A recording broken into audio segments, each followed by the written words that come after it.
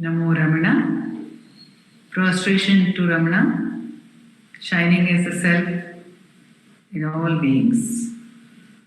By the immense grace of the self manifest as Ramana, we begin today's satsang with a prayer by Srimati Sapna Ganesh, followed by chanting of Muktaka Trayam by Nandakumarji.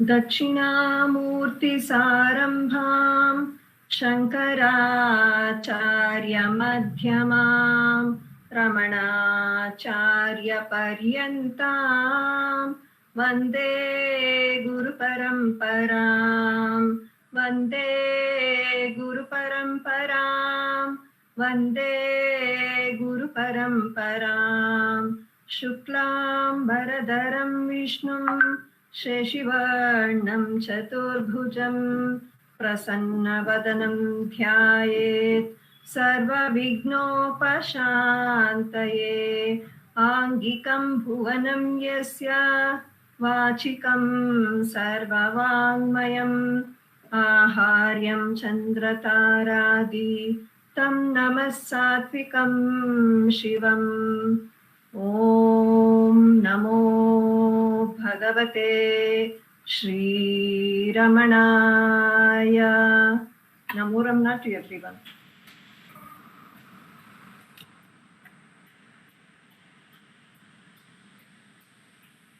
Ekam aksharam hridhi nirantaram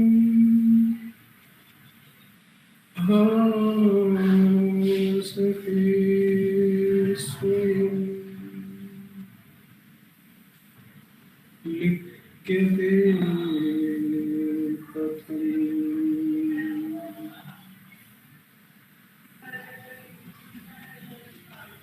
हृदय कुहर मध्ये केवलं ब्रह्ममात्रम् यहमहमिति साक्षात् आत्मरूपेण भाति हृदि विषमनसा स्वं चिन्वतामज्जता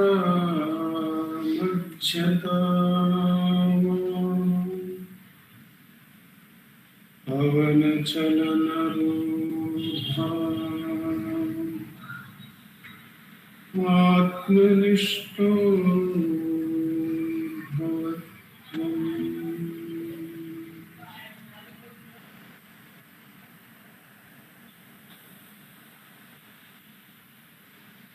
देहं मृण्मयमज्जडात्मकम् अहं बुद्धिर्लतस्यास्त्यतो नाहं तत्तद्भावशक्तिसमये सिद्धात्मसद्भावः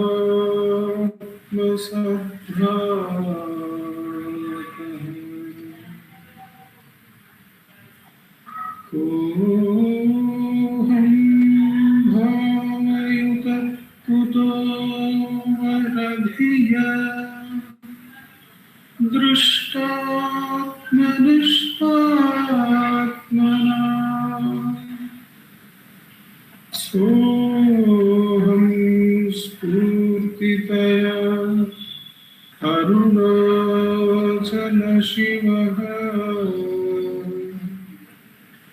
पूर्णो विभाति स्वयम् सोऽहं स्फूर्तितया अरुणाचलशिवः पूर्णो विभाति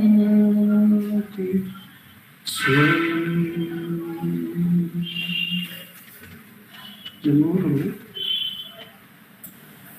We continue the satsang with chanting of Upadesha Saram verses by Ashwini Balaji and Uma Shripati. नमो रमण वायुरोधनात् लीयते मना जालपक्षिवद्रोदसाधनं चित्तवायवाश्चित्क्रियायुताः शाकयोर्द्वयी शक्तिमूलका लयविनाशने उभयरोदने लयगतं पुनर्भवति नोऽमृतम् प्राणबन्धनात् लीनमानसम् एकचिन्तनात् नाशमेत्यद नष्टमानसोत् उत्कृष्टयोगिन कृत्यमस्ति किं स्वस्थितिं यत दृश्यवारितं चित्तमात्मना चित्वदर्शनं तत्वदर्शनं मानसं तु किं मार्गणे कृते नैव मानसं मार्ग आर्जवात् वृत्तयस्त्वहं वृत्तिमाश्रिताः वृत्तयो मनो विद्यहं मन अहमयं कुतो भवति चिन्वत ऐपतत्यहं निजविचारणम् अहमिनाशभा ज्यहमहं तया स्फुरतिरुत्स्वयं परमपूर्णसत्. नमो रमण.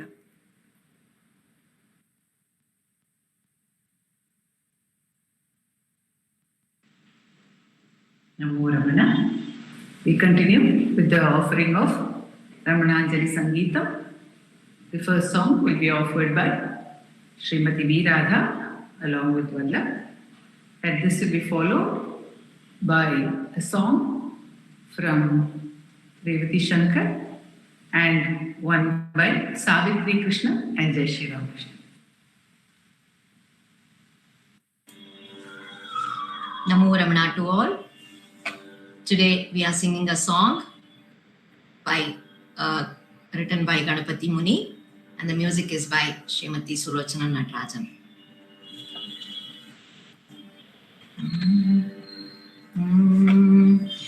वीतरागमपि लोकवत्सलं देवतांशमपि नम्रचेष्टितं वीतरागमपि लोकवत्सलं देवतांशमपि नम्रचेष्टितं वीतरागमपि लोकवत्सलं देवतांशमपि नम्रचेष्टितं देवतांशमपि नम्रचेष्टितम्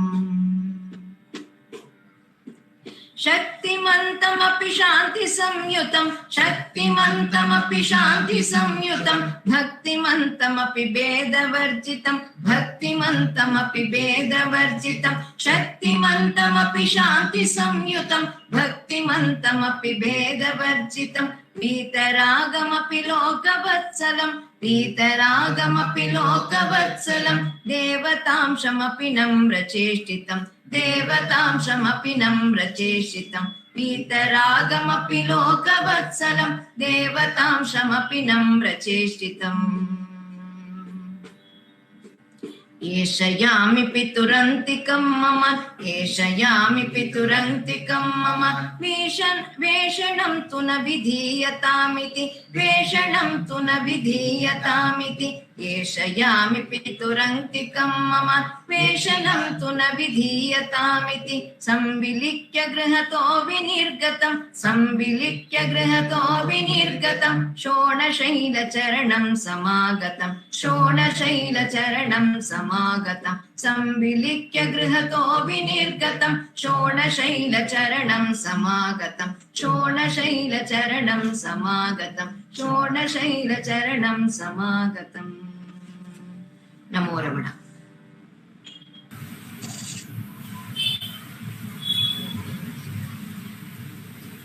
वन्दे श्रीरमणशेर्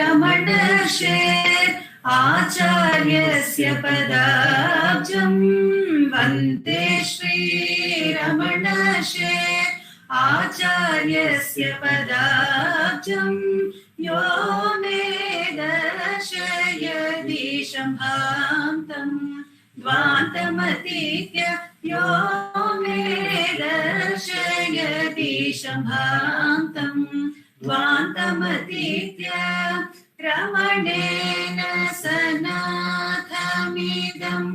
भुवनम् रमणेन सनाथमिदम् भुवनम् रमणेन सनाथमिदम् भुवनम् रमणेन सनाथमिदम्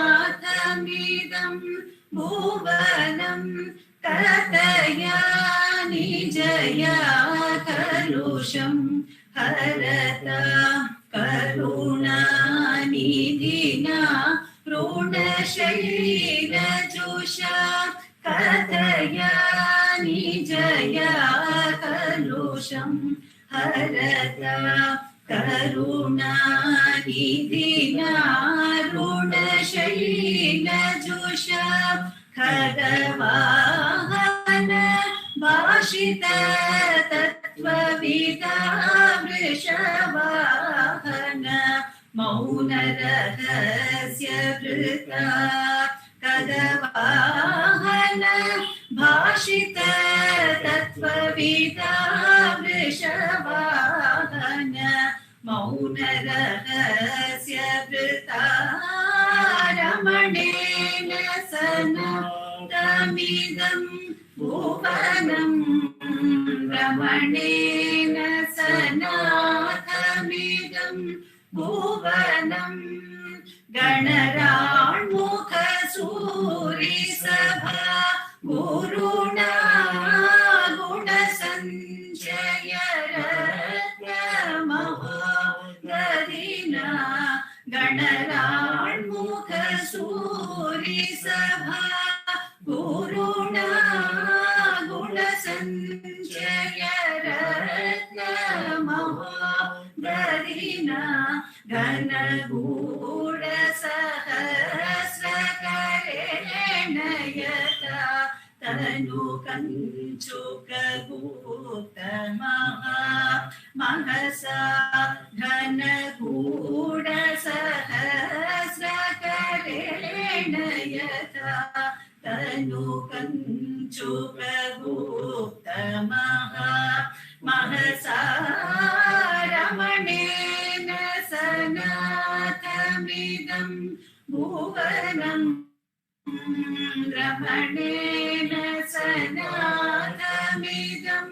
भुवनम् रमणेन सनाथमिदम् भुवनम् रमणेन सनाथमिदम् भुवनम् रमणेन सनाथमिदम् भुवनम् रमणेन सनाथमिदम्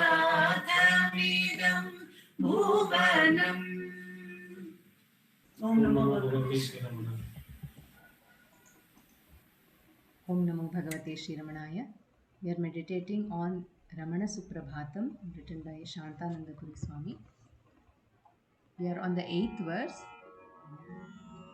Patalinga vivare bhagavannaho tvam dashtascha kītamashakaistapayaschariram स्वात्मैक बोधनिरतो हतदेह बुद्धिः आनन्दचित्रमणभो तव सुप्रभातम् पाताललिङ्गविवरे भगवन्नहो त्वं दश्चश्च कीटमशकैस्तपयश्चरीरं स्वात्मैकबोधनिरत हतदेहबुद्धिः आनन्दचित्रमणभो तव सुप्रभातम्.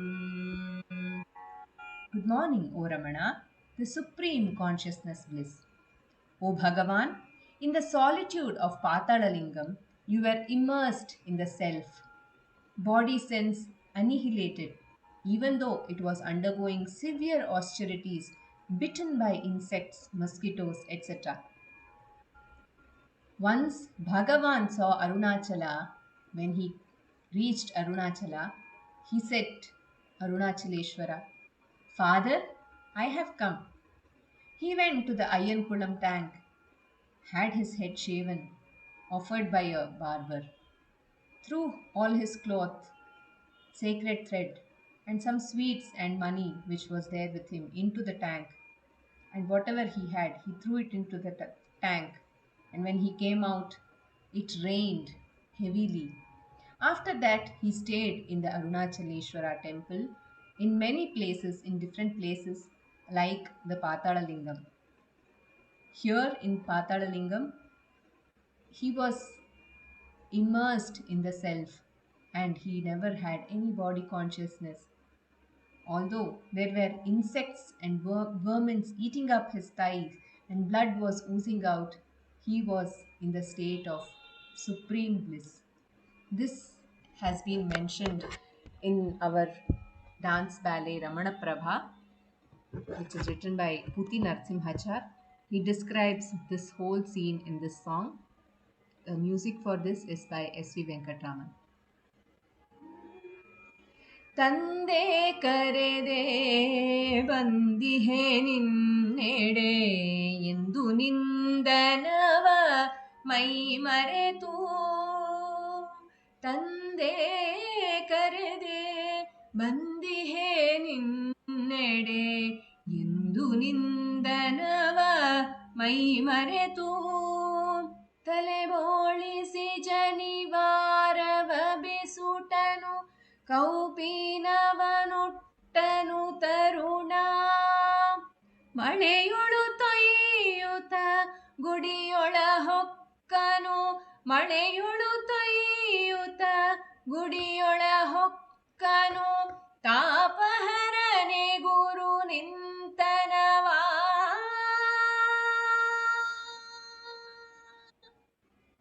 ಮಳೆ ಬಂದಿತು ಮಳೆ ಬಂದಿತು ಬಲುಕಾಲದಿಂದ ಬಾರದಿದ್ದ ಮಳೆ ನಲಿ ನಲಿದಾಡಲು ಊರೆಲ್ಲ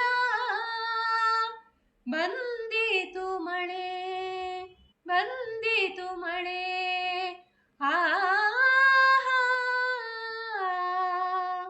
ತಂದವರಾರಿದ ಈ ನೆಲಕ್ಕೆ ಯಾವ ಮಹಾತ್ಮನೋ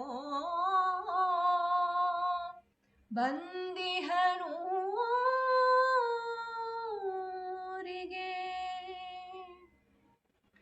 ಕಾಮರಹಿತ ಕ್ರೋಧರಹಿತ ಲೋಭ ಮೋಹ ಮಳಿದ ಶಾಂತ ಕಾಮಿತಗಳ ನೀಡುತ್ತಿರುವ ಮಹಾಮಹಿಮನೇ ಕಾಮರಹಿತ ಕ್ರೋಧರಹಿತ ರೋಭ ಮೋಹ ಮಳಿದ ಶಾಂತ ಕಾಮಿತಗಳ ನೀಡುತ್ತಿರುವ ಮಹಾಮಹಿಮನೇ ನಮೋ ನಮೋ ನಮೋ ರಮಣ ಸದಾಶಿವ ಪ್ರಭಾವರಣ ನಮೋ ಮಹರ್ಷಿ ನಮೋ ಮಹರ್ಷಿ ನಗ್ನನಾದ ಭವ ಭಗ್ನನಾದ ಶಿವ ಮಗ್ನನಾದ ಗುಡಿ ಪರಿಸರದಿ ನಗ್ನನಾದ ಭವ ಭಗ್ನನಾದ ಶಿವ ಮಗ್ನನಾದ ಗುಡಿ ಪರಿಸರದಿ ಲಗ್ನನಾದ ತನ್ ಆನಂದದಿ ಮುನಿ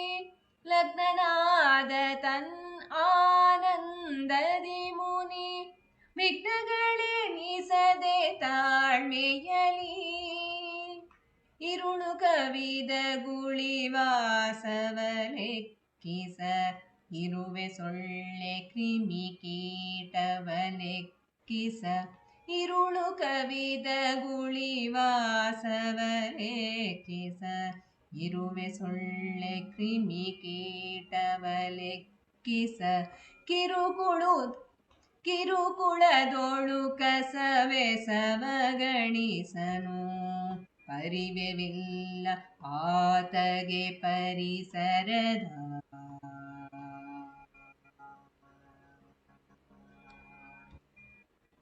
ಮೋರಮಣ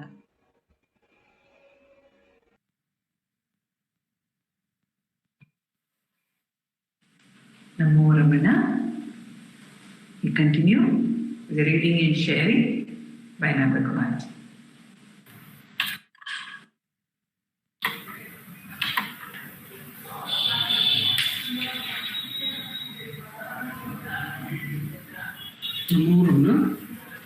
In this the book reading segment of our satsang, we continue our reading from Forever is in the Now, a timeless message of Sri Ramana Maharshi, edited and compiled by our founder president Sri A.R. Natarajanji.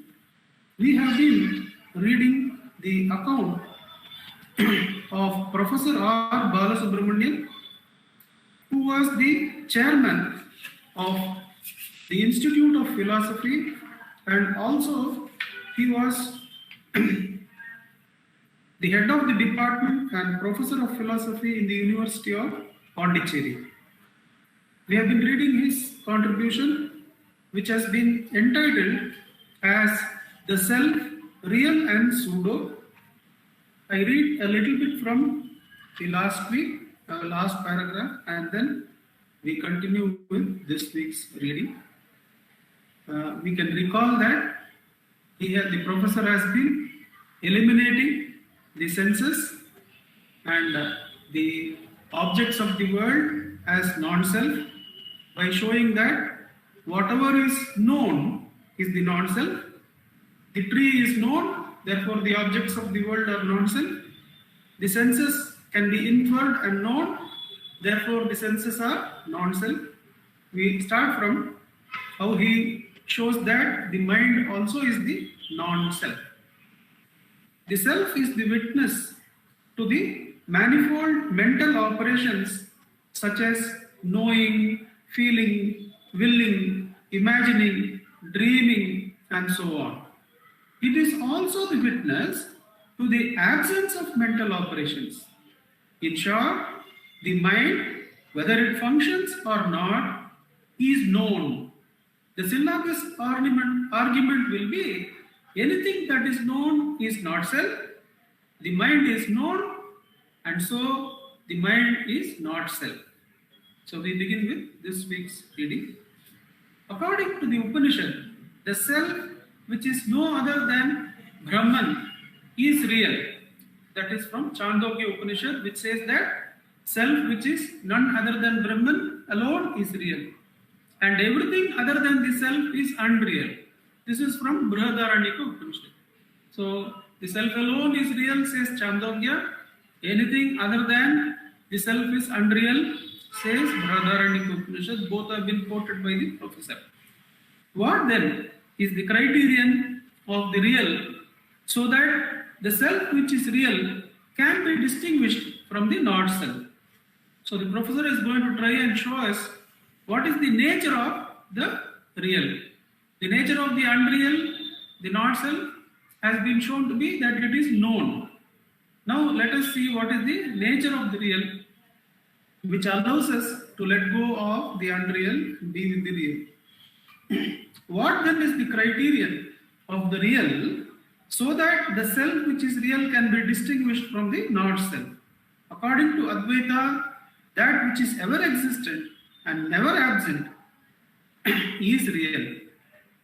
In support of this, there is the celebrated text of Bhagavad Gita, which says that the non-real, asat, does not exist, and that which is real does not cease to exist. Nasato vidyate bhavo, na bhavo vidyate satata. That is chapter 2, verse 16. In the course of his commentary on this text, the Nasato Vidyate Bhavo, on this text, Shankara observes, for the self which is real, there is no non-existence because it is invariably present everywhere. Invariably means without variation. Invariably present everywhere. Sarvatra Vyabhicharat. That is from Shankara's commentary on the Gita. The reason that is adduced by Shankara in order to establish the reality of the self requires elucidation. So the character of reality has been told that it is present at all times. It does not become non-existent. The reason that is adduced by Shankara in order to establish the reality of the self requires some elucidation. The objects of the world which we experience in our daily life are subject to the three kinds of limitation. An object such as a table or a tree which exists in one place, desha, does not exist in some other place. That is, that is to say, it is limited by space. Again, it exists only for some time. Before its origination, the table or the tree, before its origination, it did not exist. And after its destruction, it will be non-existent. In other words, it is limited by kala, time. It is also limited by other objects, vastu. A pot that is potless can only be in a pot and not in a pan, and vice versa. That is why we distinguish a pot from a pan. The mutual difference between them shows that they delimit each other. It follows that every object is subject to three kinds of limitation. Limitation by space, limitation by time, and limitation by other objects. And so these objects are not real. The existence of the real is not irregular. That is, it is non-deviant, avyavichara. Conversely, that whose existence is deviant is not real. Since the self exists everywhere and at all times, past, present and future, we hold that it is real. Sarveshu kaleshu, sarveshu desheshu, sarveshu vastusu cha satvat. So it is, the sat is present at all times, past, present and future and everywhere. That the self is invariably present in all our experience can be shown by an inquiry into the three states of experience. Avastatraya vichara. The waking state, Jagrat. We cognize objects of the external world through the functioning of the mind and the senses. It has already been stated that in the absence of the self, mind and senses cannot know anything. So, the presence of the self has to be presupposed in our waking experience. So, the author is going to show in this paragraph how the self is present in all the three states. While the objects of the waking experience are gross and external, those of the dream experience, swapna, are subtle and internal. The objects experienced during dream are mental in the sense that they are composed of mere impressions, vasanas, left over in the mind as a result of the prior experience of the objects in the waking state. The senses do not function in the dream experience, but the mind functions at that time. Of course, the self is present and reveals the impressions projected by the mind in the dream state. In addition to the waking and dream experience, we have the experience of the deep sleep, sushupti, in which we do not cognize any objects, external or internal. When we wake up and recollect our experience of sleep, we say, I did not know anything at that time. I was not even aware of myself. I slept happily. The mind which functions in the dream state does not function in the sleep. The self which is present in the other two states is also present here. Being the revelatory principle, it reveals the absence of thought, absence of objects in sleep in the same way as it reveals presence of objects in both the waking and the dream states. So, the self is present in all the three states. It is the revelatory principle. In waking and dream, it reveals the objects, and in deep sleep, it reveals the absence of objects. In the waking state, the mind which carries the reflection of the self plays the triple role of subject of knowledge, the agent of action, and the enjoyer of consequences of action. The dream state is on a par with the waking state. What holds good in the waking state also holds good in the dream state, except for the fact that the objects experienced therein are mental. One transacts in a dream all kinds of business, perceiving objects, experiencing pleasure and pain, making resolutions, interacting with others in the same way as one is engaged in business of life in the waking state. However, no such transaction is possible in the state of sleep due to the non-functioning of the mind therein.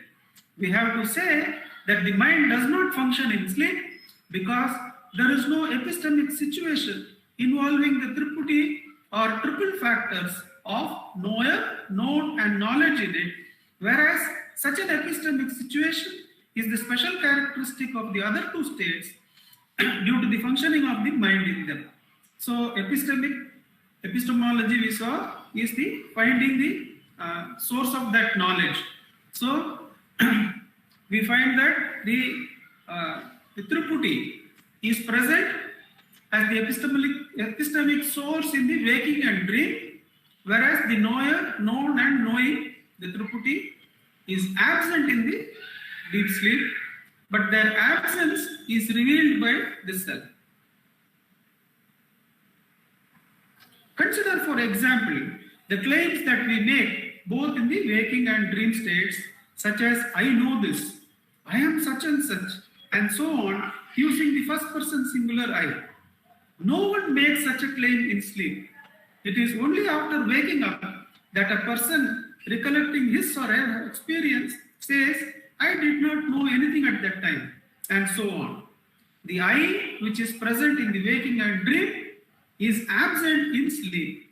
The I is possible only when the mind functions, because it is nothing but the mental mode, and it is absent in sleep because the mind does not function at that time. So, while the self is invariably present in all the states of experience, the mind which appears as I and which is mistaken for the self is not uniformly present all the time, and so it is not the self. So the author has brought us from general philosophy to Bhagavan's teachings. We find that how Bhagavan has made the general philosophy, which is so complicated, he makes it so simple in the work Who Am I? And the author has brought the general philosophic discussion to Bhagavan's statement that the mind is nothing but the I thought. So we go on. The I is a characteristic of the mind and not that of the self or of the sense organ or of the body. Neither the body nor the sense organ says I. Neither of them is capable of developing the I notion. The self per se does not and cannot develop the I notion. For when it is left alone in the state of sleep, there is no I. Eliminating the self on the one hand and the senses and body on the other, as not being responsible for the notion of I, we can trace it, says Ramana, to the mind which functions in the state of dream and waking. The mind is nothing but a bundle of thoughts, a collection of mentalities. Of all the thoughts, of all the mentalities, the I is the root. So the mind, declares Ramana, is only the thought I. So the author has finally come to Upadesha Saram, where Bhagavan says all the thoughts are dependent on the I thought, therefore the mind is nothing but this I thought. The mind with the I notion establishes contact with the world through the senses and the body. It may be stated here that the mind is a matrix of relations. If the first person singular exists, then the second and the third persons, you, he, she, it, and they exist. In the absence of the I, no relation, so no matrix is possible. That is why Ramana asks, apart from the body and the senses, is there a world? And apart from the I, is there a body? He assures us that the I, which is the pseudo-self, which is a phantom, will vanish into thin air when the real self, which is its source, is known. In the words of the Maharishi, the self is pure consciousness. Yet, a man identifies himself with the body, which is insentient and which does not itself say, I am the body. Someone else says so. The unlimited self does not. Who does? A spurious I arises between pure consciousness and the insentient body and imagines itself to be the limited body. Seeking this and it will vanish. Seek this and it will vanish like a phantom. The phantom is the ego or mind or individuality. All the Shastras are based on the rise of this phantom, whose elimination is their purpose. How simple Bhagavan makes the entire Shastras.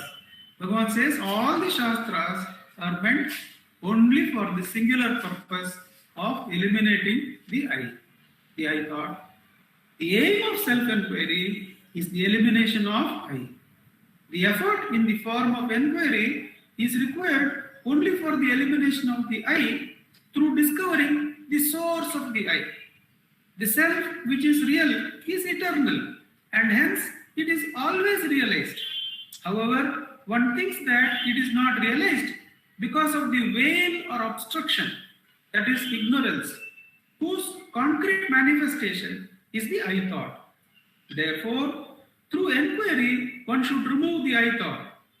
Once the veil or covering is removed, the self will shine of its own accord. Unveiling the self or discovering the self is called self-realization. So self-realization is not attaining the self, it is only removing the veil, says Bhagavan through this author. To one who has realized the self, there is neither mind nor the body, and in the absence of the mind and the body, there is no such thing as the world. Such a one has attained liberation. I'll read that again. To one who has realized the self, there is neither the mind, which was shown as not self, nor the body, which was also shown as not self. And in the absence of mind and body, there is no such thing as the world, the tree, the desk, and all that. That is also not self, and it is not there for the realized being. Such a one, because of the elimination of the not self and the self shining on its own, such a one has attained liberation. In the words of Ramana, the author concludes, in the words of Ramana, he who eliminates all the not I cannot eliminate the I. In order to be able to say, I am not this or I am that, there must be the I to say this. This I is only the ego or the I thought. After rising up of this I thought, all other thoughts arise. The I thought is therefore the root thought. If the root is pulled out, all the rest is at the same time uprooted. So Bhagavan is showing us how the I thought uprooting is even more direct than doing neti one by one.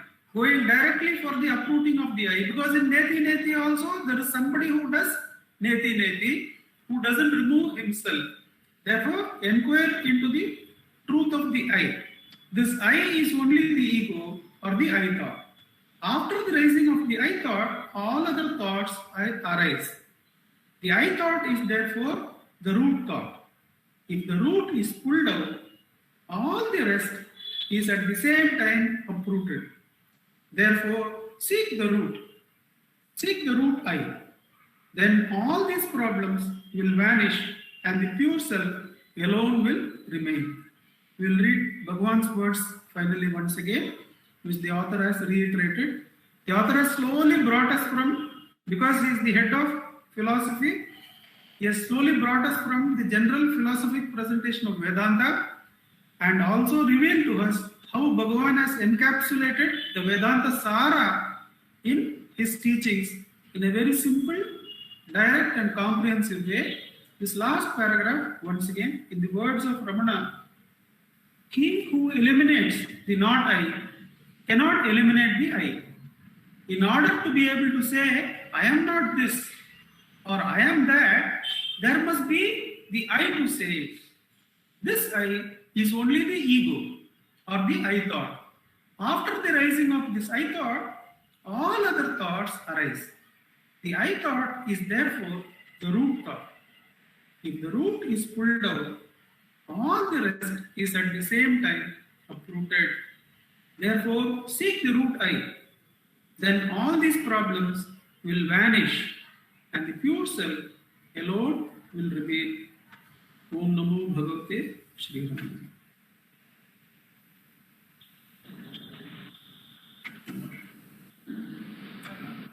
We go on for a session of self-inquiry. Then we can practice this because Bhagavan has taught us the path to be practiced and to experience the truth, not just to hear about the path, not only to do manana on the path, meditate on the path and understand it, but to experience for ourselves the truth. We now have a session of self-inquiry conducted by Deep Simha.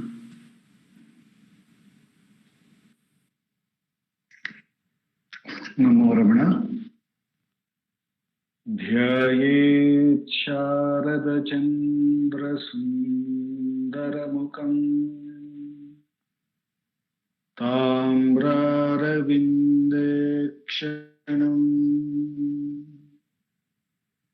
भक्ताभीष्टवराभयप्रदकरम्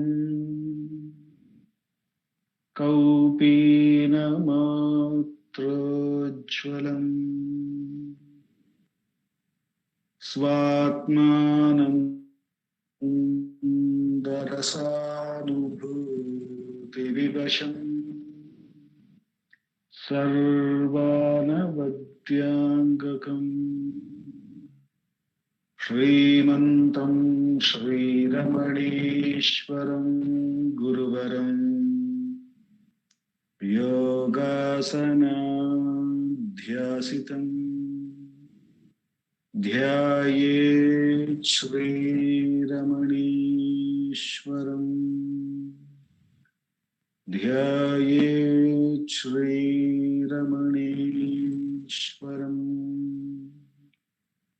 ध्यायेत् श्रीरमणीश्वरम्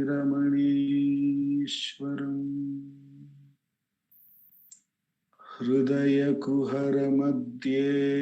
केवलं ब्रह्ममात्रम्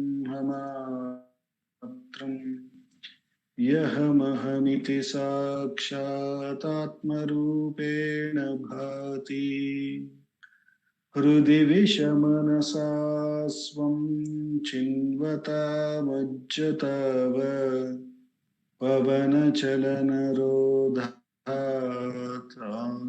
आत्मनिष्ठो भवत्वम्. We will commence today's Atma Vichara by listening to Bhagavan's Upadesham. I will be reading from Guruvachaka Kovai from the chapter Experience of the Truth. The topic is the Jivan Mukta, verse 1135 and 1136. If you object, there are those who, despite the fact that the sense of doership, kartrutva, has died in them, experience enjoyments and perform actions through other vrittis, thoughts, and who continue to bear a body. Is it proper to call them muktas, who are freed from the bond of karma? Or again, if you say, we see that even the great ones become victims of prarabdha and experience suffering, we shall reply, their suffering exists only in the perspective of the onlookers. Did the muktas say that they suffered? Answer me. In this verse, Bhagavan is bringing to us how our attention to that phantom entity, which is in the form of thoughts, which may say that how can this person be a mukta because he is doing such and such a karma, or he is doing so many actions, he is still thinking. If we attend to our own thoughts, seeing somebody else's body acting or somebody else's thought process being active, and superimpose it that person is actually not a mukta because his body is acting, we fail to realize that we ourselves are caught in that same delusion. we ourselves got carried away by a thought. And therefore, Bhagavan is saying, there in a real Jivan Mukta, there absolutely will be no perception of a body and the mind. And that is the nature of the self. Even though for the whatever number of years this body and mind may be functioning, but we see that once we abide in that truth that we are without attending to any thought, we see that there is absolutely no trace of this body or mind. And that is the actual state, and it is the state of all of us. Therefore, just to see somebody else suffering or just to see oneself suffering also means that we have superimposed that phantom entity or superimposed a thought on the self which was never suffered from any thought. Here and now and forever, it is the mukta. It is the real jivan mukta. Instead of relishing that state, if we attend to any thought, we are superimposing the jiva bhava, the limitation, and therefore suffering. Bhagavan is calling through this verse, which is similar to the self-enquiry, where he says that no matter how many thoughts arise, whatever may be the quality of the thought, don't worry, don't get carried away by them. Diligently inquire to whom is this thought. Therefore, escape yourself from getting caught in that whirlpool of thought or whirlpool of that jiva bhava. Escape by inquiring to whom is this thought. Recognize it is for I, the jiva, the actual bhava, the identity, the individual identity. And further inquire who am I and try to reach the source of the I, which is the self, and therefore experience the freedom that you are here and now, and therefore end the possibility of getting caught in the suffering here and now, and experience that Jivan Mukta. Bhagavan further assures, by repeatedly abiding in that state of the self, the mind will get absorbed in that self, which is the thought-free state. And Bhagavan assures that the mind does get absorbed, and the only thing that we need to do is repeatedly attend to that truth which alone is. The immense grace of Bhagavan, with which alone we could have come to this most direct path of Atma-vichara, which makes us become Jivan Mukta every time we put the question, whom is this and who am I? Let us do Atma-vichara for the next 10 minutes.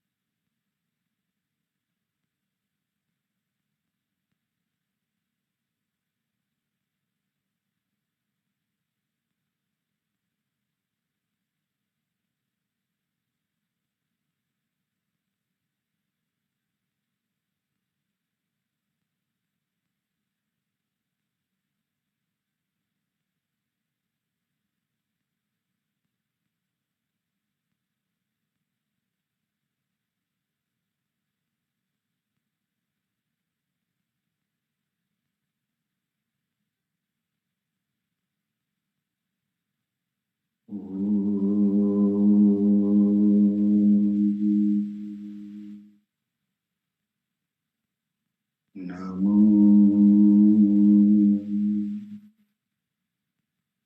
Bhagavate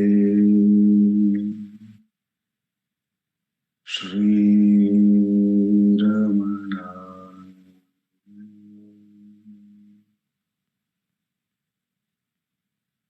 Namo Ramana. Thank you all. Namo Ramana. The silence, the mauna of the self is encapsulated in the murti, the form of Dakshinamurti, the Adi Guru, whom we salute at the beginning of every satsang.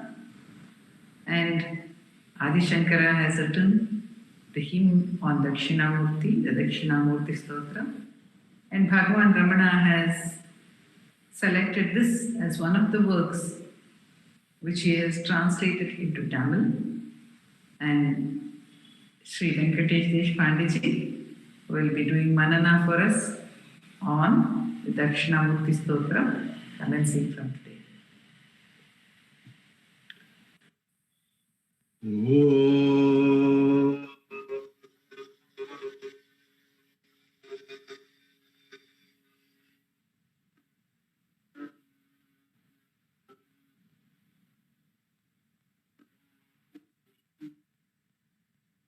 Om Sahana Bhavatu Sahano Bhunaktu Sahaviram Karvavahai Tejasvinavadhitamastu Ma Vidvishavahai. Om Shanti Shanti Shanti. Guru Brahma, Guru Vishnu, Guru Devo Maheshwaraha, Guru Sakshat Parabrahma, Tasmai Shri Guruve Namah. Jnanamulam Gurur Murti, Pujamulam Gurur Padam, Mantramulam Gurur Vakyam, Mokshamulam Gurur Kripa. Om.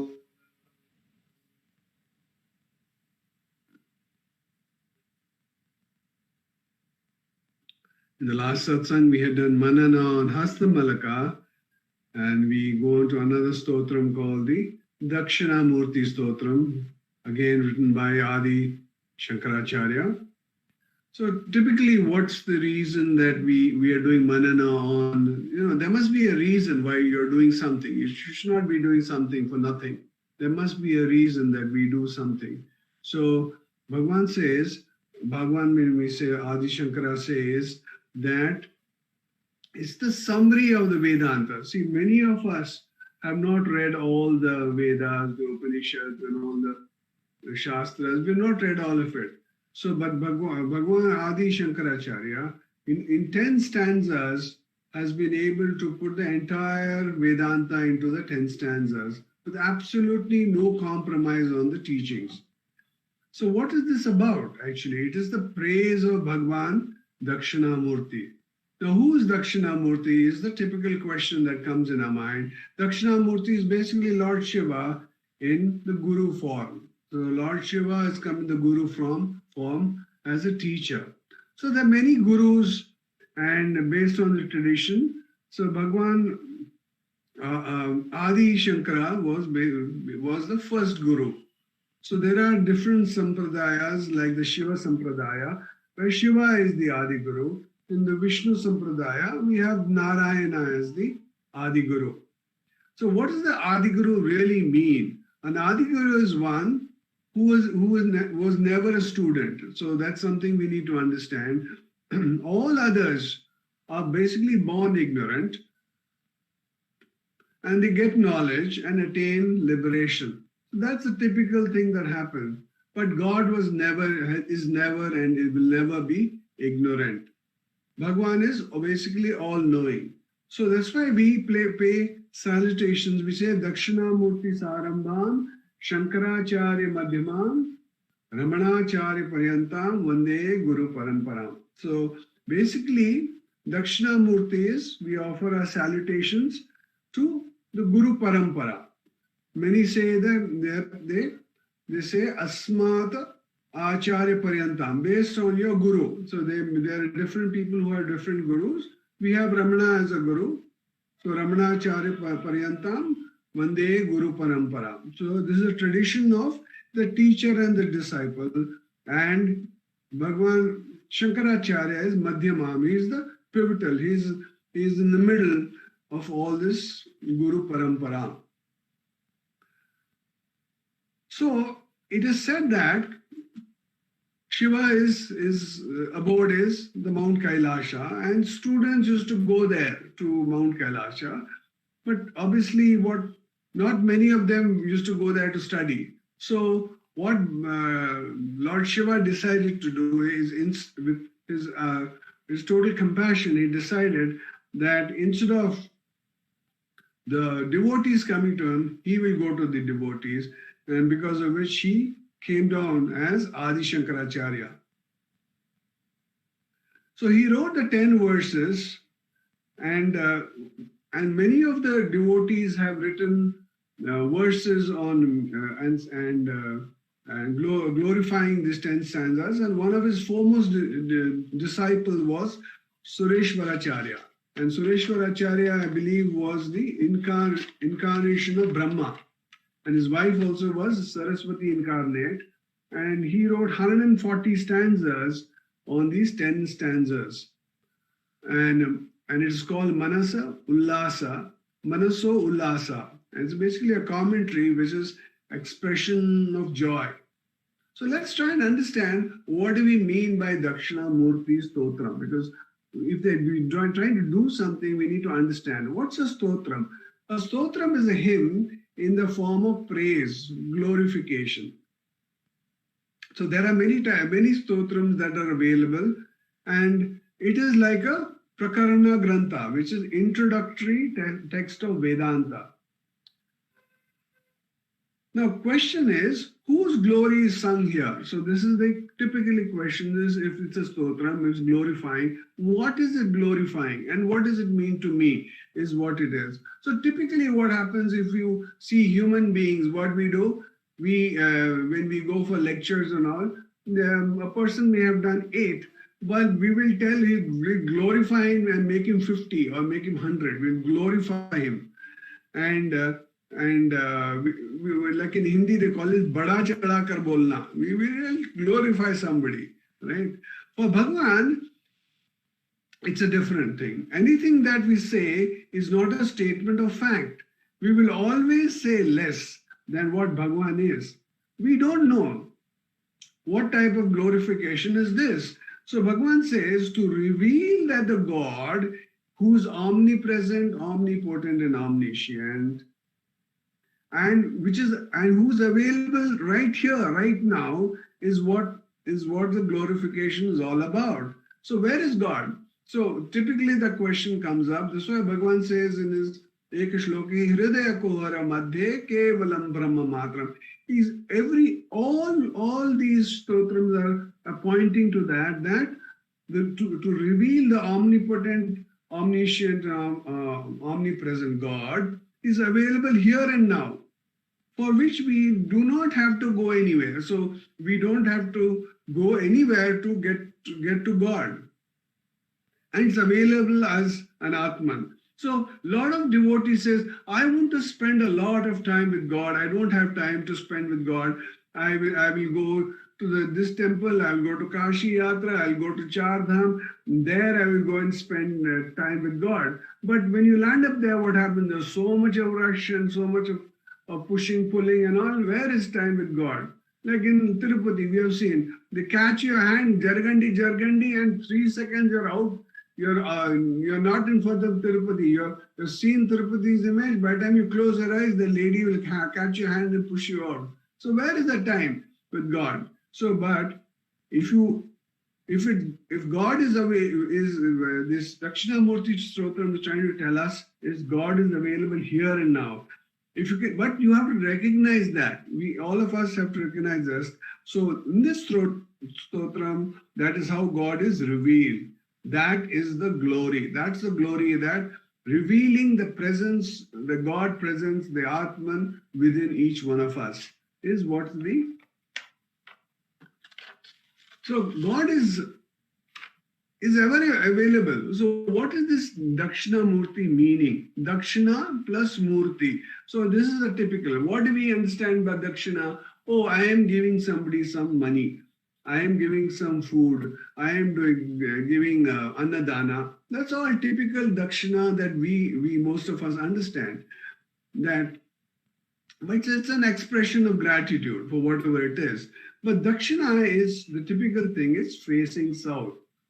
No, what is great about this about the south? You know, each direction basically has a presiding deity. That means the south has Yama, that is Mrityu Devata, as the presiding deity in the south. One who faces Mrityu Devata fearlessly is Bhagwan Shiva, which is facing death. That's why we call him Mrityunjaya. So one who has conquered Mrityu is called Mrityunjaya. That's why we say Dakshinamurti is facing south and it's called Mrityunjaya. One whose form is facing south is what is called. But the next question that comes, is he with form or without form? So this is a typical question. Now we say, Shiva has a form or doesn't have form. So the next, if you do the next breakup of Dakshinamurti, it is Dakshin Amurti. So the Guru with form, what does Guru do? The Guru with form takes me to the formless. And when I transcend from I, the form, I becomes fearless. I become fearless because I am the deathless. Death is of the form. Only the form dies, but where do I die? So in the Dakshin Amurti, Dakshin is basically a very skillful, a very beautiful person, and Amurti is formless. So that's where Shiva takes us to the formless. So let us try and understand. Now, many of us know that Dakshinamurti gave his teachings in silence. But what's the skill of a teacher? A skill of a teacher is to be able to communicate thoughts in words. So he should be able to communicate that. Has to communicate otherwise, which is beyond the mind. See, the point is, in spirituality, in God, you have to communicate otherwise, which is beyond the speech and mind. So how do you do that? So inexplicable speech, inexplicable to words. Students, so you should be able to communicate to the student. And what does the student have to do? The students has to take in the words and be able to translate that into vritti, into jnana, into Brahma Vidya, into Upanishads. That's what this student should be able to do. So that's a typical teacher-disciple relationship. Now, typically what happens is, most of us, what happens is we say, I am not ready. I'm listening to Dakshinamurti, but maybe 10 verses only, but I'm not ready for all this. And Bhagavan says, go on reciting it. He says, Bhagavan Shankaracharya says, go on reciting it. Every day go on reciting it. Memorize it. By that you will memorize it. Then what will happen? The devotion for God will go on increasing. The love for God the love for God will start increasing. That's why they say that some people say, I'm not qualified, but you keep on doing this. This devotion will be the qualification for you to get to the self. So actually Dakshinamurti is Jnanam as well as Bhakti, both rolled together. Now, important thing is this stotram is for me. So one thing we need to see is there anything for me in this whole thing? Now, the important thing is this whole stotram, Dakshinamurti stotram, is for me. So what is all the great ones say that there's no greater gain than knowing Atman. We have heard all the people speaking earlier and through all the satsang that the Atman is the greatest gain. So if you look at any other item in the world, what happens? It's like an item is bought and either the item dies or this body dies. Only one of those two things will happen. Okay. So, but what in attaining Atman, it will be eternal. It is not for short time that we get this. The wise people say there is no greater gain than Atma Jnana. So why do you want Atma Jnana? Is the typical question that comes. Why I don't want Atma Jnana? The important thing is about getting Atma Jnana is you will be in a situation where if you have the heaviest sorrow, it will not disturb you.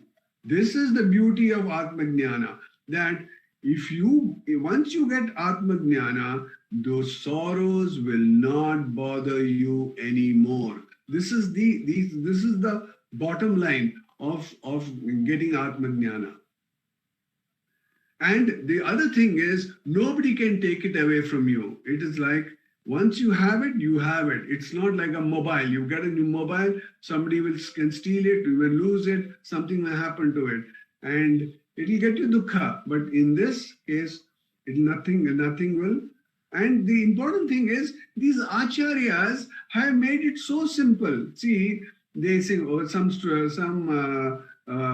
devotee says, this is very difficult. Okay, I'll make it simpler. I'll make it very simple. I'll make it the simplest. So the acharyas have tried to make all these very simple. It's like Hastamalaka. Hastamalaka is what? Seeing a gooseberry on your hand. It's as simple as that. What can be simpler than that? Dakshinamurti is also, Stotram is also there. The acharyas have made it all very simple for us to be able to know this. So by knowing this, we will understand that our Swarupa is Paramatma.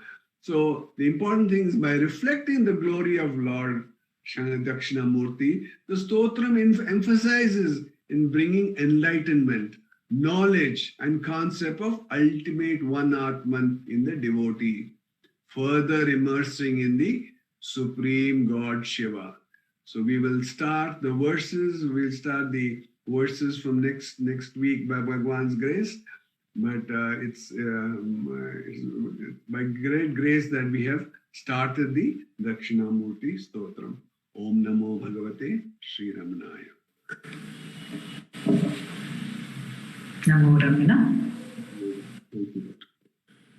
We continue the satsang, the sharing from Dr. Kallarani Rangaswamy on Devi Kaluttara Jnana Vichara Padalam.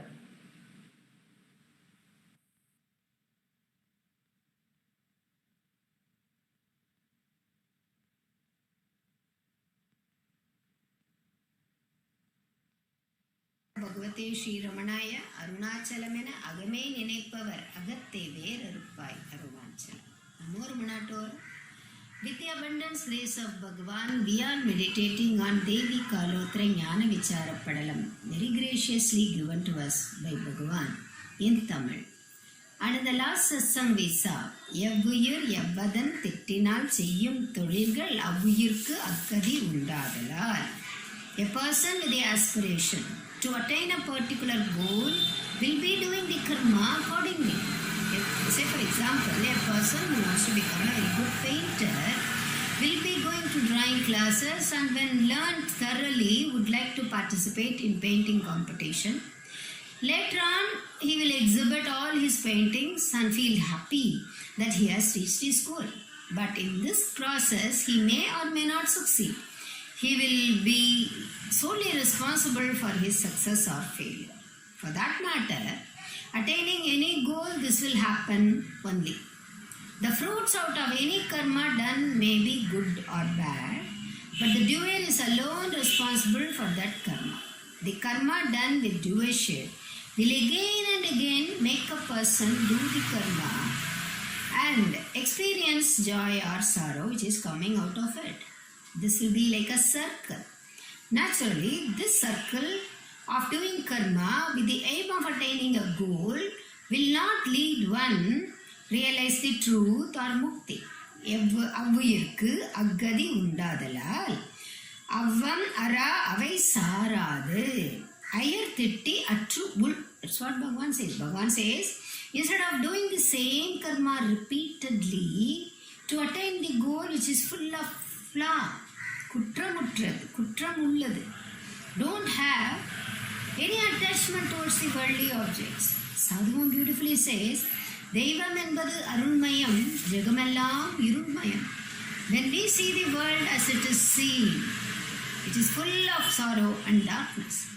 But when it is seen as Brahma, and that is base for the world, it is full of bliss. Because when one practices to see each and every object as Ishvara, that there is no discrimination. Nothing is seen apart from Brahma in that state. There will be no Anya Bhava.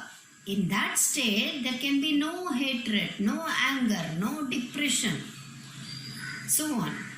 And the person will be full of patience. He will be with full of patience. I'll tell you an example. There was a great saint called Uppukottan in Kerala. He used to stay in the cremation ground, and one day he was busy preparing his dinner. He was boiling his rice, he was cooking. At that time, Devi Kali came and said, please go away from this place because I am going to do Thandavam here. I am going to dance and it will be very furious. You can't bear seeing that. The saint said, oh, that's your problem and that is your work. You can go ahead with your dance or whatever you want to do. Let me do my work. I have to boil this rice for my dinner. So please listen. No, that's not the thing. Please listen to me. You cannot see me dancing. Go out of this cremation ground. No, that doesn't matter. You do your work. Let me also do my work. Then Kali performed her Ghora Thandavam. And Uppukottan was in no way affected by her dance. He was just cooking. It was because he saw everything as God. So he found no difference. When the Kali did her Ghora Thandavam, he saw it as Ishvara Swarupa only. There was only Ananda left in that state. Because self alone shines in front of that saint who was seeing everything as self.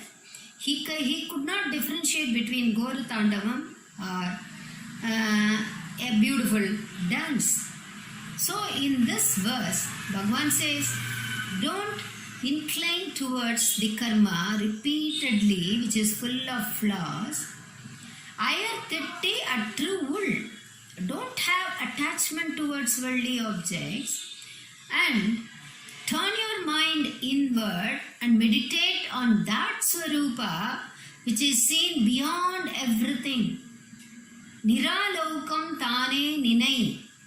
By meditating on the formless, what happens? The name and form of the person who is meditating will also get vanished.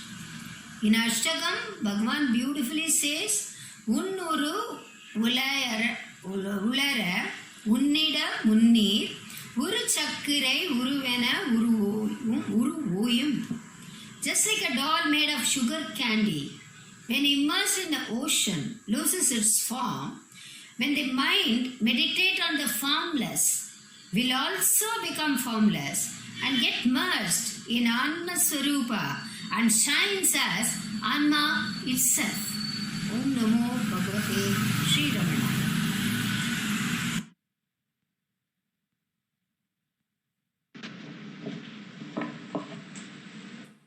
Namo Ramana.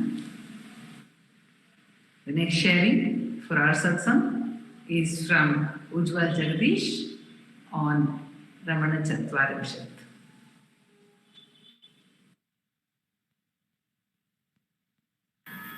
Om Namo Bhagavate Sri Ramanaya. We are when meditating on the verses of Ramanacentre Bengaluru, and we are meditating on the 15th verse written by Ganapati Muni, where he says,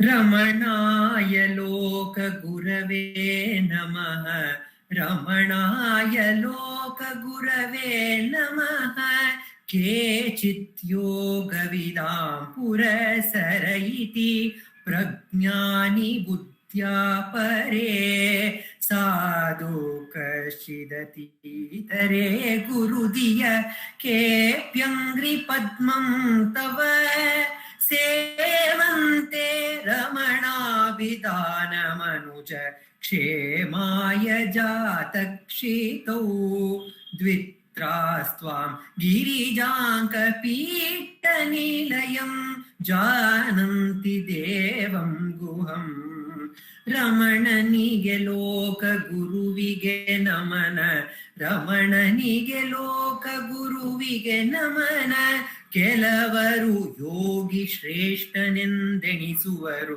ಜ್ಞಾನಿ ಎಂದೆಣಿಸುವರು ಇತರರು ಸಾಧು ಎಂದೆಣಿಸುವರು ಇತರರು ಗುರು ಎಂದು ನಿನ್ನ ಪದ ಕಮಲವ ಸೇವಿಪರು ರಮಣಾಂಕಿತನೆ ಮನುಜ ಕ್ಷೇಮಕ್ಕೆ ಭುವಿ ಜಾತನೆ ವಿರಳರು ಗಿರಿಜಾಂಕ ಪೀಠ ಸ್ಥಿತ ಸ್ಕಂದನೆಂದರಿವರು ರಮಣನಿಗೆ ಲೋಕ ಗುರುವಿಗೆ ನಮನ ರಮಣನಿಗೆ ಲೋಕ ಗುರುವಿಗೆ ನಮನ. Ganapati Muni is telling, O Ramana, various kinds of people are seeking you, and they're all seeking your lotus feet, which they all are eager to come and serve.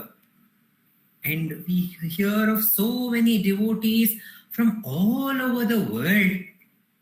They all are drawn to Ramana in various ways. Some just sees a book, a photo of Ramana, and they are drawn to that love-filled eyes, and they are drawn. Some people are drawn by his supreme state, and they come to the presence of Ramana. Some are drawn by his love to all the beings, and they come to Ramana. And some, desiring for a guru, they rush and come to Ramana, who is abiding at Arunachala. We hear of a great devotee, T.K. Sundaresh Iyer, who was coming to Ramana from his very young age. He was staying at Tiruvannamalai, and one of his cousin, Krishnamurti, used to every day climb up the hill and visit Ramana, who was staying at Virupaksha cave at that point of time. And T.K. Sundaresh Iyer asked, "Oh Krishnamurti, where do you go every day?" And Krishnamurti replied, "Do you know the Lord of the hill himself, the Adi Yogi, the great yogi, the Arunachala yogi, is staying there in the human form in Virupaksha cave. So I go there and I take have the darshan of that, the supreme one there. So you also accompany me." So both T.K. Sundaresh Iyer and Krishnamurti used to climb up the hill every day and have the darshan of Ramana and come back. This was happening for a quite long time. At one point of time, T.K. Sundaresh Iyer thought, I have been visiting Ramana for such a long time, but there has been no spiritual progress within me. I don't see there is any change which is happening within me. So he thought there is no use of going to Ramana, climbing up the hill and doing all this work. So he thought, I will not go to Ramana until I grow spiritually within. And he waited for 100 days. He did not go to Ramana. And on the 101st day, he could not bear the separation. And he ran up the hill, and Ramana was waiting for him in the Skandashram. And as if he was waiting for T.K. Sundaresh Iyer to come, he came out to the arch in the Skandashram. He was waiting in the arch for T.K. Sundaresh Iyer, who was climbing up the hill. And as soon as he reached the presence of Ramana, he could not stop. He bursted into tears and he fell into the feet and held the feet tightly. That lotus feet, Ke Pyangri Padmam Tava. He held it tightly, and Ramana, he brought him up and told, "What happened, Sundaresha? I have not seen you for 3 months.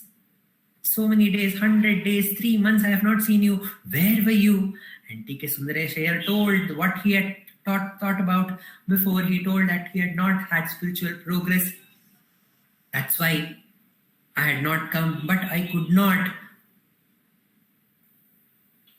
not stop now, so I have come now, Ramana said, and fell at his feet. And Ramana told, "You don't know what is the use, but maybe there is no use of coming to Ramana, but you felt the loss, isn't it?" said Ramana. And T.K. Sundaresh Iyer writes, "I do not know whether it is profit or loss, but I understand, O Ramana, without you, there is no life."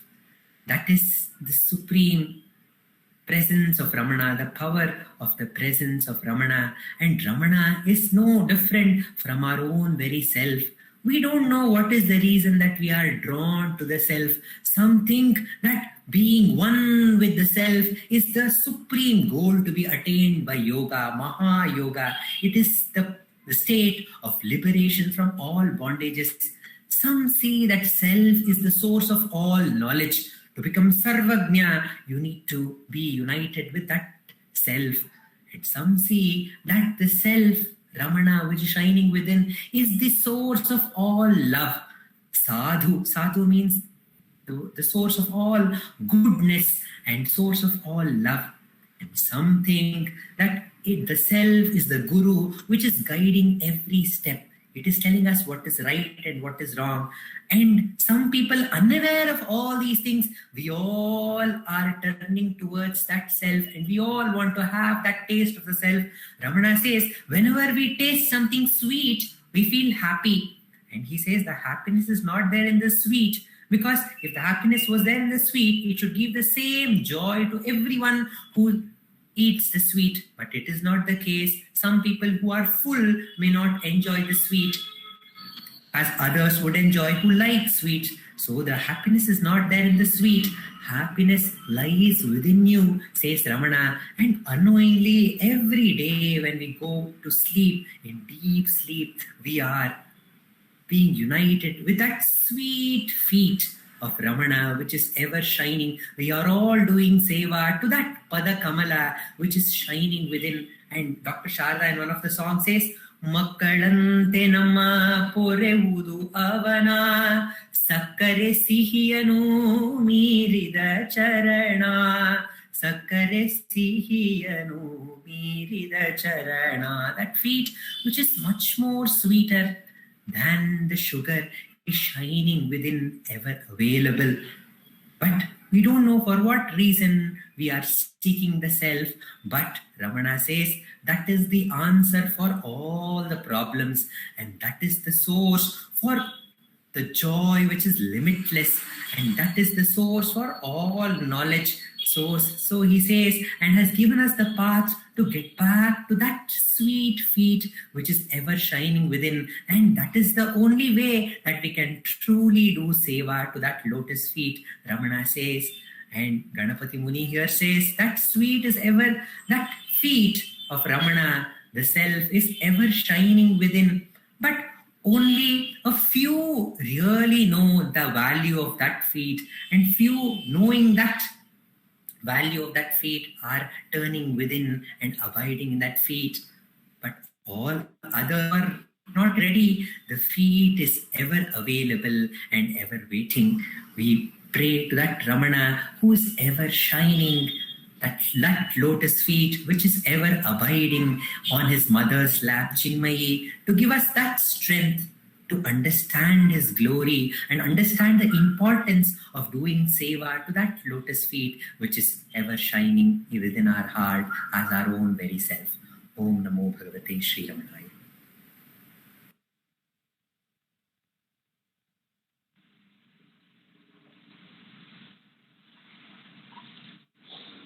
Namo Ramana. Prostrations to Ramana, shining as the self in all beings. By the immense grace of the self, manifest as Ramana. We are meditating on the 108 names on Bhagavan, composed by Vishwanatha Swami, the litany of 108 names, which is called the Ramana Ashtottara Shatanamavali and the Shatanama Stotram. Vishwanatha Swami's Aradhana was celebrated yesterday, and with prostrations to Swami as well. We continue the meditation on the Ashtottaram. We were on the Nama Srimad Dvadashanta Mahasthale Labdha Vidyodayaya Namaha.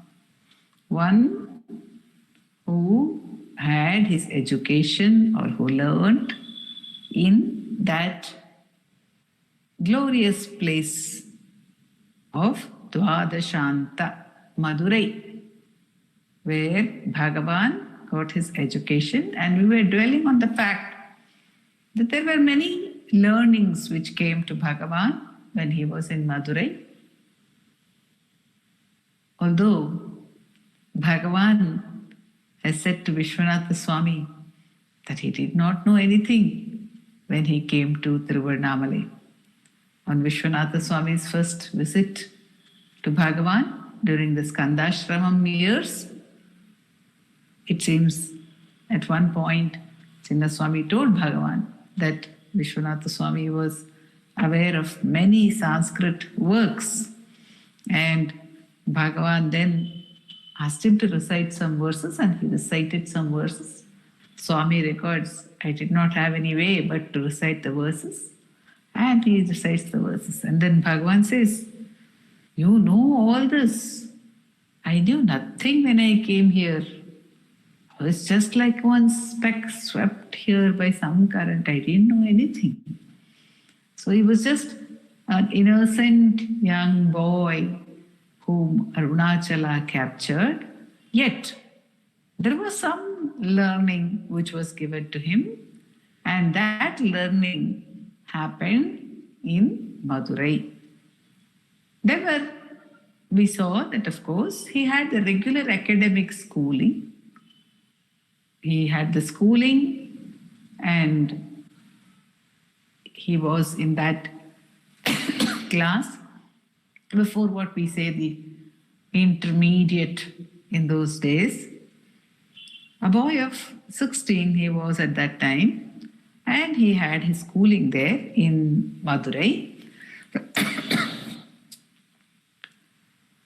He learned various arts like the martial arts, like Kalari as well, and he played with his friends, he swam with his friends, he enjoyed the life at Madurai apart from the schooling which he had. And we saw that he learned that Arunachala is a place on earth. He learned from a relative that Arunachala is a place on earth.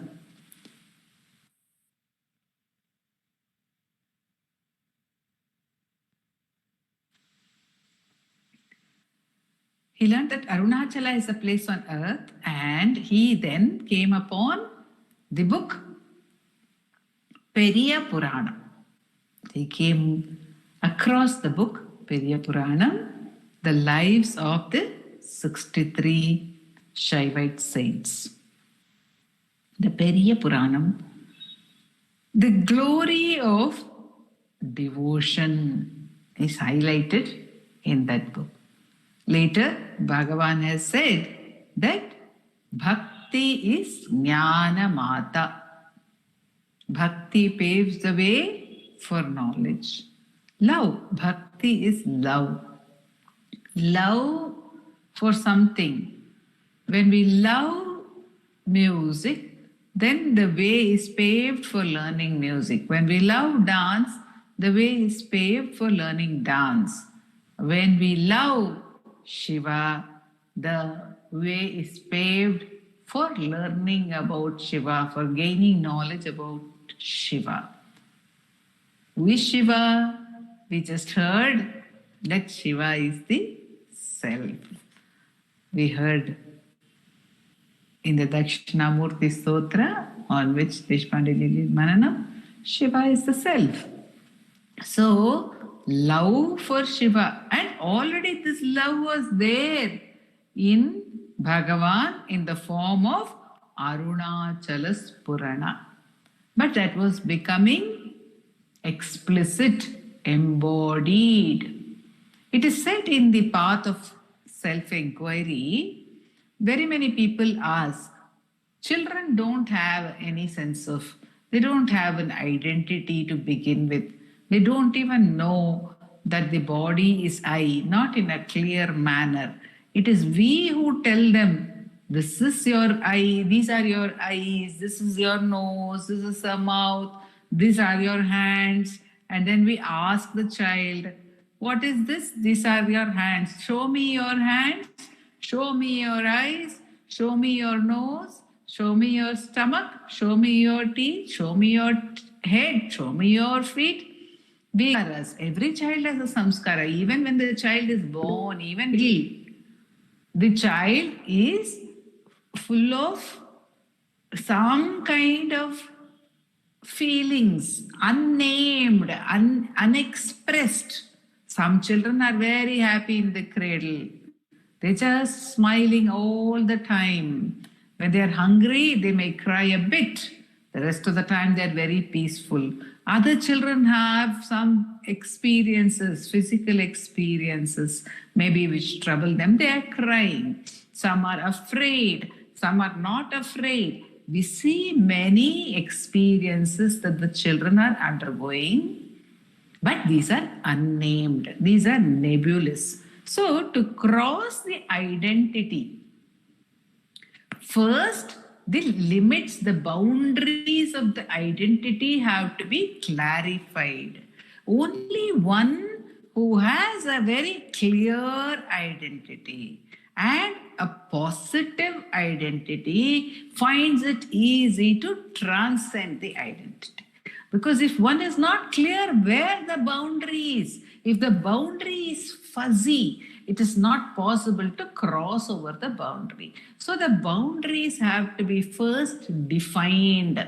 In the process of our self-inquiry, we begin to define the boundaries and then cross each one of them. When Bhagavan says, I am not the body, first we define to ourselves that we have taken ourselves to be the body. We define the boundary of the body and then we cross it. When we say we are not the prana, we are not the breath, we define the boundary of the breath and we cross it. When we say we are not the mind, we define the boundary of the mind. If we have to cross the boundary of the mind, if we do not understand what is the mind, how will we ever cross it? How will we ever say we are not that? We can only say we are not something when we understand what that something is. So, the entire process of self-inquiry is partly about getting clarification about the identity. And as soon as we actually become clear what that identity is, it will automatically bring clarity that this is not I. Until we are clear as to what the body is, we will never know it is not I. But when we become absolutely clear, when there is a very clear image in our minds as to what the body is, if we can remember at any moment what the body actually is, the flesh, the blood, the bones, the marrow, what all it is, we would immediately probably recognize that this is not what I think myself to be. This is not what I feel myself to be. But most of the time, we do not understand this. We have nebulous identity. So the identity has to fall into place. It has to get clarified physically also. It has to be brought into our realm of knowledge. In Bhagavan's life, as our spiritual journey is delineated by him, is touched by him. We saw that Nama, Swarna Hastakaya Nama, everything that any of us undergo, any being undergoes, which is a process of evolution towards the self, is blessed by Bhagavan when he has become embodied. So, he has blessed the process of clarifying, understanding the glory of devotion through the journey into Periya Puranam, the great work, where the glory of devotion to Shiva is visible to us across different kinds of people. If one even just gets a list of people, list of the 63 devotees in Periya Puranam, we will find there are fishermen, and there are kings, and there are women, and there are men, and there are learned and unlearned, and there are people who have different kinds of sadhana, people from all walks of life, all professions, all both the genders, different ages, people of different age groups. So, people belonging to different religious faiths, different languages, people belonging to different language backgrounds, all these people come together in one thought, the thought of love for Shiva. Love to what degree? Love to the degree of being able to give up everything else for fulfilling that vow of love which they have towards Shiva. And they have sometimes very simple, single vows. Every day, a fisherman says, every day I will offer the first fish which I catch will be put back into the water as an offering to Shiva. Even if he catches only one fish for that day, he will put it back into the water, because the first fish will go to Shiva. That he will not swerve from.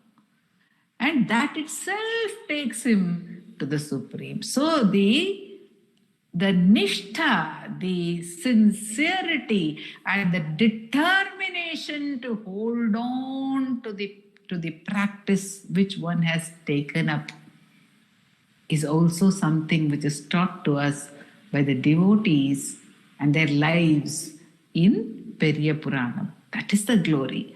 The glory is the simplicity and the absolute love which gives absolute determination and courage. In the face of the greatest of odds, the devotee will hold on to the vrata of Shiva Bhakti, of offering whatever they have decided to offer to Shiva. Or if it is that they will feel that they must serve his devotees, they will do that at any cost, no matter what the devotee asks. And that is what Bhagavan saw and learned in that beautiful place of mother who is love. The mother's place, she taught him love for Shiva. She gave to him that love for Shiva. And it seems Bhagavan sometimes would just go, as he was walking, he would wonder, he would look up at the sky and wonder whether Shiva would appear before him. In all the simplicity of a child, he would wonder. He did not know about Brahman. He did not know about the self, although Arunachala was ever shining within him. Ever shining within him. At the time, the experience of the clarity that this that was shining within him was actually the all-pervading self had not come to him with all its in that clearest form. And so he had this love for Shiva. The love for Shiva had come into him. It was sweeping him away already towards Shiva, towards the fullness of that experience. That's why Vishwanath Swami says, Labdha Vidyodayaya Namaha. In that glorious place of Madurai, of the Mother. Om Namo Bhagavate Shri Ramanaya. We continue the satsang by chanting verses from Arunachala Aksharamanamale by Srimati V. Radha and Vallabh.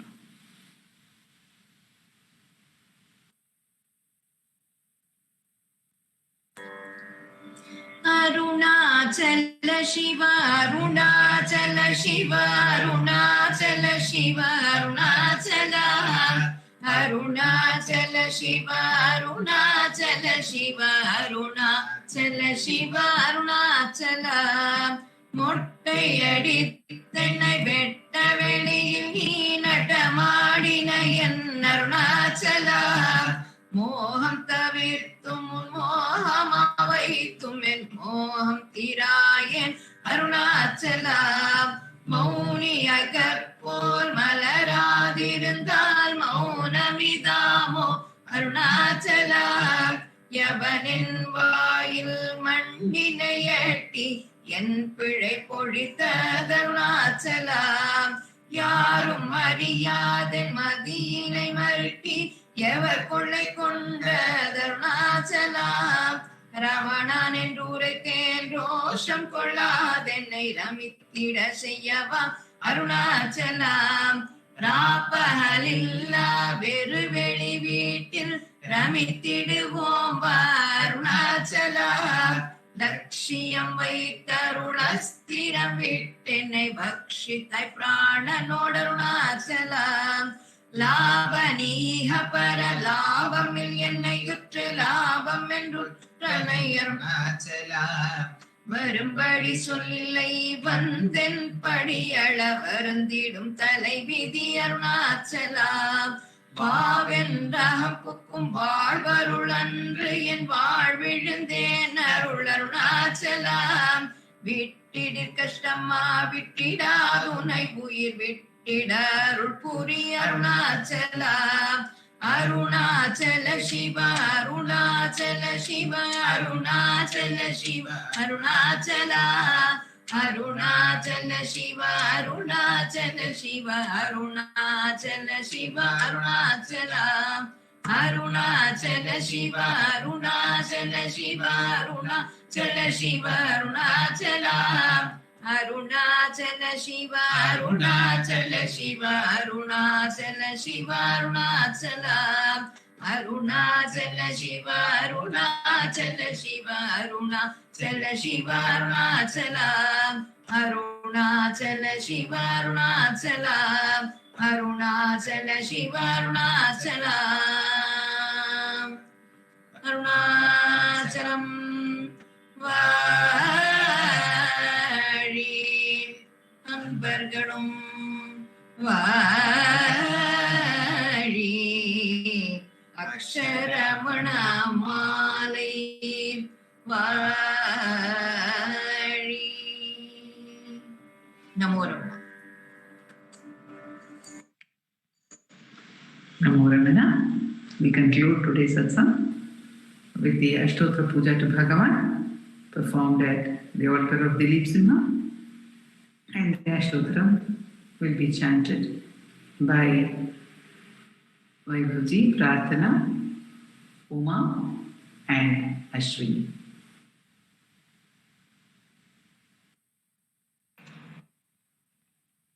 नमो रमण. भारद्वाज विश्वनाथ विरचितं श्रीरमणाष्टोत्तर शतनामावलिः अपार सच्चित् सुखवारिराशे यस्योर्मिमात्रं भुवनं समस्तं गुहाहितं तं रमणं कबीरं चिन्ताविहीनं हृदि चिन्तयामि. ॐ महासेन पुंसेन जाताय नमः. ॐ श्रीरमणाय नमः.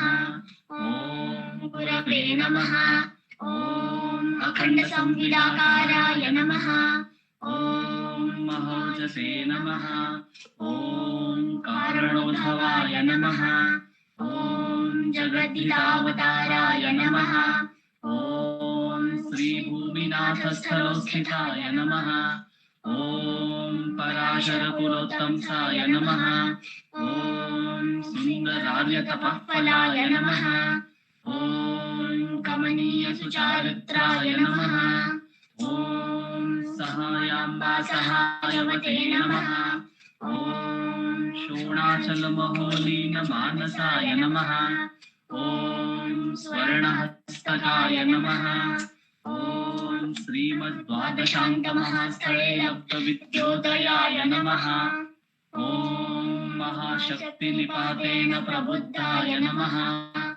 ॐ परमार्थविदे नमः ॐ तीव्राय नमः ॐ पितृपदान्वेषिणे नमः ॐ इन्दुमौलिना पितृमते नमः ॐ पितुरादेशतः शोणशैलं प्राप्ताय नमः ॐ तपोमयाय नमः ॐ उदासीनाय नमः ॐ महायोगिने नमः ॐ महोत्साहाय नमः ॐ कुशाग्रधिये नमः ॐ शान्तसंकल्पसंरम्भाय नमः ॐ सुसन्दृशे नमः ॐ तीव्रे नमः ॐ स्थिराय नमः ॐ तपक्षपितसर्वाङ्गाय नमः ॐ फुल्लाम्बुजविलोचनाय नमः ॐ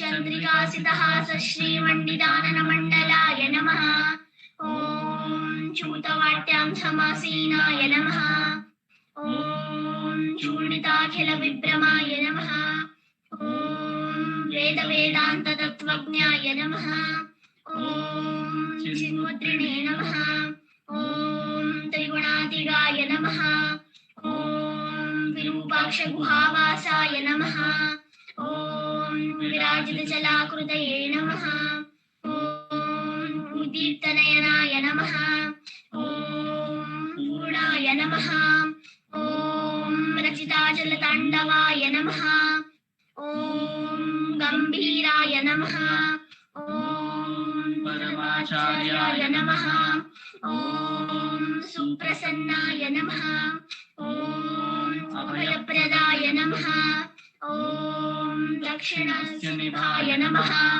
ॐ धीराय नमः ॐ दक्षिणाभिमुखाय नमः ॐ स्वराजे नमः ॐ महर्षये नमः ॐ भगवते नमः ॐ ईड्याय नमः ॐ भूमविद्याविशारदाय नमः ॐ विमलाय नमः ॐ दीर्घदर्शिने नमः ॐ आप्ताय नमः ॐ ऋजुमार्गप्रदर्शकाय नमः ॐ समदृशे नमः ॐ सत्यदृशे नमः ॐ सत्याय नमः ॐ प्रशान्ताय नमः ॐ अमितविक्रमाय नमः ॐ सुकुमाराय नमः ॐ सदानन्दाय नमः ॐ मृदुभाषिणे नमः ॐ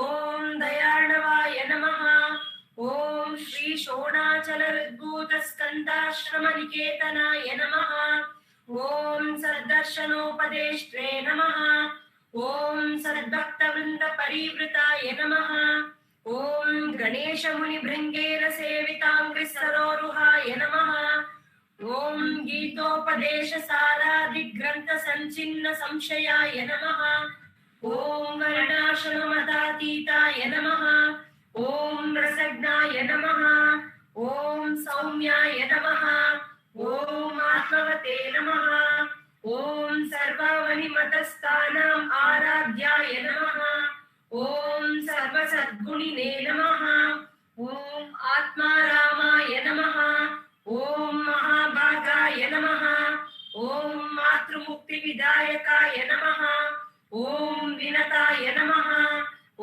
विनुताय नमः ॐ विप्राय नमः ॐ मुनीन्द्राय नमः ॐ पावकोज्ज्वलाय नमः ॐ दर्शनादकसंहारिणे नमः ॐ मौनेन स्वात्मबोधकाय नमः ॐ मृच्छान्तकरसान्निध्याय नमः ॐ स्मरणात् बन्धमोचकाय नमः ॐ अन्तस्तिमिरचण्डांशवे नमः ॐ संसारार्णवतारकाय नमः ॐ शोणाद्रीशस्तुतिद्रष्टे नमः ॐ हार्दविद्याप्रकाशकाय नमः ॐ अविच्युतनिजप्रज्ञाय नमः ॐ नैसर्गिकमहातपसे नमः ॐ कमण्डलुधराय नमः ॐ शुभ्रकौपीनवसनाय नमः ॐ गुहाय नमः ॐ दण्डपाणये नमः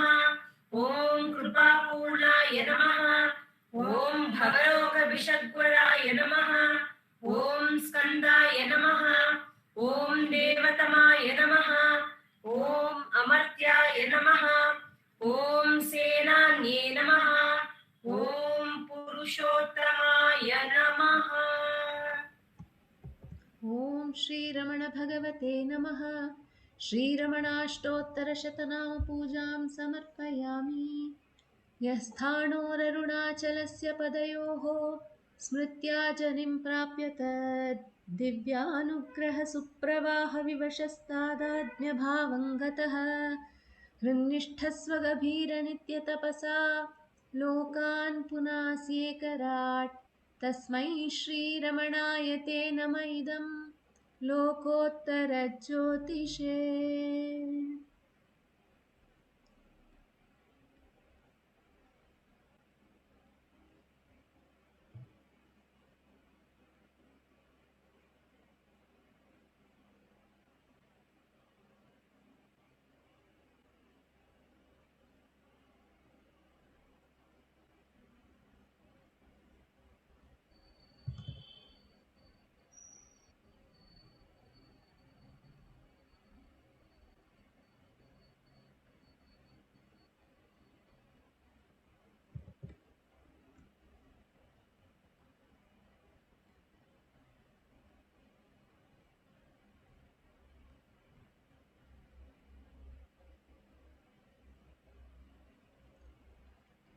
नमो नमो नमो रमण सदाशिव प्रभावरण नमो महर्षि नमो महर्षि दर्शन सुख मंगल मुख सकल जीवहित सम्मुख ब्रह्म संगिये नमो नमो नमो रमण सदाशिव प्रभावरण नमो महर्षि नमो महर्षि सदा तुष्ट सदा हृष्ट सदा शिवानंद पुष्ट परम महर्षि ब्रह्मनिष्ठ समदर्शी नमो नमो नमो रमण सदाशिव प्रभावरण नमो महर्षि नमो महर्षि ನಮ್ಮ ಮನವದೊಂದು ಕಾಡು ನೀನರಿತಿಹೆ ಅದರ ಜಾಡು ಹಿತವನರಿತು ನೀಡುತ್ತೆಮ್ಮ ಕೊರೆಯ ತಣಿಸಲೈ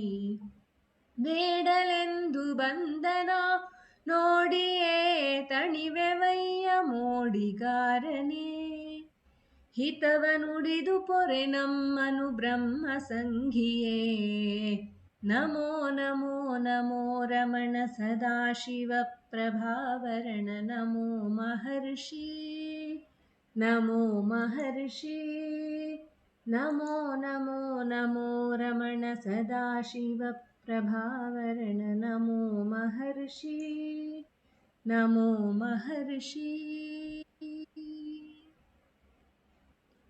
बोलो भगवान श्री रमण महर्षि की जय।